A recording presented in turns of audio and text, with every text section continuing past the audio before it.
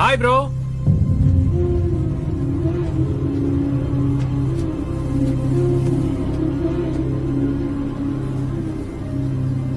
ఎందుకు చంపాలనుకున్నావు బ్రో? ఏం మాట్లాడుతున్నావు బ్రో? ఏమైంది? నన్నెందుకు చంపాలనుకున్నావు? నేను నిన్ను చంపాలనుకోవటం ఏంటి బ్రో? థియేటర్ దగ్గర బీఆర్ బ్యాచ్ తో అటాక్ చేయించి బోరబండ బుజ్జి మీదకి డైవర్ట్ చేశావు. ఫ్లైఓవర్ యాక్సిడెంట్ ని ముద్రగడ్డ మీదకి డివైడ్ చేశావు. 30 రోజులు అయిపోతుంది, ఇంకా వాణ్ణి వీణ్ణి నమ్ముకుంటే లాభం లేదని డైరెక్ట్ గా నువ్వే వచ్చి హోర్డింగ్ ప్లాన్ చేశావు.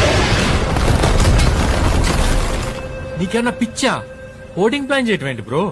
చేతికి మట్టి అంటకుండా వేసేద్దాం అనుకున్నావు, కానీ నిన్నిప్పుడు ఆ మట్టే పట్టించింది. జిమ్మెచ్చో, నేను వాడే ఆ బ్రాండ్ ఈ బస్తీలు ఎవడు వాడతాడు?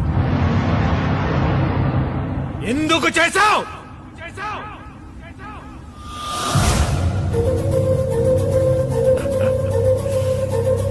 తప్పలేదు బ్రో, డబ్బు కోసం. ధనం మూలం ఇదం జగత్. నీకు అర్థం కాదులే, మా తెలుగు మీడియంలో చాలా బాగా చెప్తారు. అది ఇల్లా బ్రో? ఔటర్ రింగ్ రోడ్ కి 5 కిలోమీటర్ల దూరంలో ఉన్న స్వర్గం.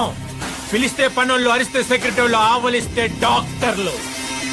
అరే, నుంచుంటే స్నానం అయిపోతుంది, పడుకుంటే పగలైపోతుంది, సుక్క పడుతుంటే రోజు అయిపోతుంది.